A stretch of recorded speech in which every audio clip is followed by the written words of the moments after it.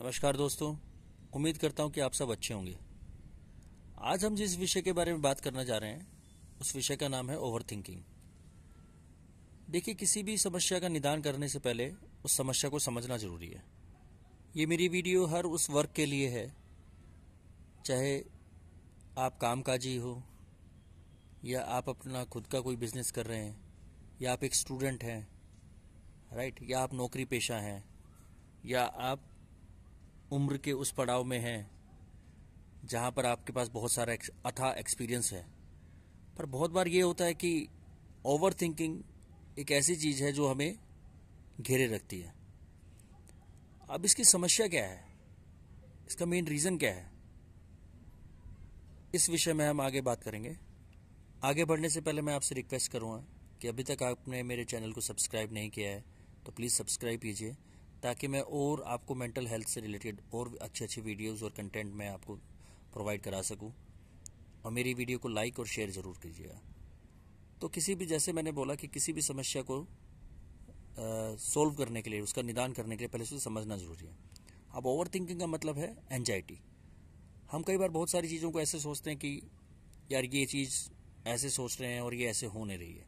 देखिए, जब कोई भी चीज़ हमारी एक्सपेक्टेशन के हिसाब से नहीं होती है, राइट, तो या फिर उसे उस एक्सपेक्टेशन के हिसाब से एग्जीक्यूट होना चाहिए जैसा हम सोच रहे हैं, तो उसी उधेड़ बुन में हमारा पूरा दिन और कई कई बार तो पूरी वीक निकल जाता है। और इसी के साथ फिर हमें ये भी महसूस होता है कि यार कुछ भी सही नहीं चल रहा है। और उन सब से ना हमारी सराउंडिंग्स, हमारे आसपास का पूरा माहौल बहुत इम्पैक्ट होता है। अब कहने का मतलब ये है कि इतनी बड़ी कोई बात भी नहीं होती जिसको हम इतना बड़ा खींच देते हैं। हम ये एक्सपेक्ट करते हैं यार कि जो हमने सोचा है वैसे ही सब कुछ हो, और होगा या नहीं होगा, कैसे होगा, कब होगा, क्या नहीं होगा।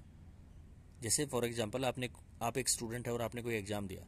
अब आपने अपनी पूरी मेहनत तो कर ली, फिर भी हमारे दिमाग में एक एंजाइटी हावी होने लगती है कि ऐसे होना चाहिए था, वैसे कर दिया मैंने, ऐसे छोड़ दिया मैंने, उस एग्ज़ाम को रखा है, राइट, उसका रिजल्ट ऐसे आना चाहिए। कभी भी ऐसा नहीं होता है। जो आप सोचेंगे वो ज़रूरी नहीं है कि हर बार एग्जीक्यूट हो। दूसरी बात, कई बार क्या होता है कि कोई समस्या इतनी बड़ी हम सोचने लग जाते हैं कि बहुत बड़ी समस्या है, इसका निदान कैसे होगा, राइट, पर वो समस्या इतनी बड़ी होती ही नहीं है जितना आप उसे बना लेते हैं। इस उधेड़ बुन को ही आप एंजाइटी कह लीजिए, राइट, और यही बाद में जाकर आपका डिप्रेशन का रूप ले लेती है। तो दोस्तों, हमें ज़्यादा से ज़्यादा इस चीज़ को समझना है कि हर चीज़ आपके कंट्रोल में नहीं है, और किसी चीज़ के बारे में बार बार सोचने से भी उसका कोई सॉल्यूशन नहीं निकल के आएगा। आप उस कार्य पे फोकस कीजिए, आप उन थॉट्स पे फोकस कीजिए जो आपके कंट्रोल में है।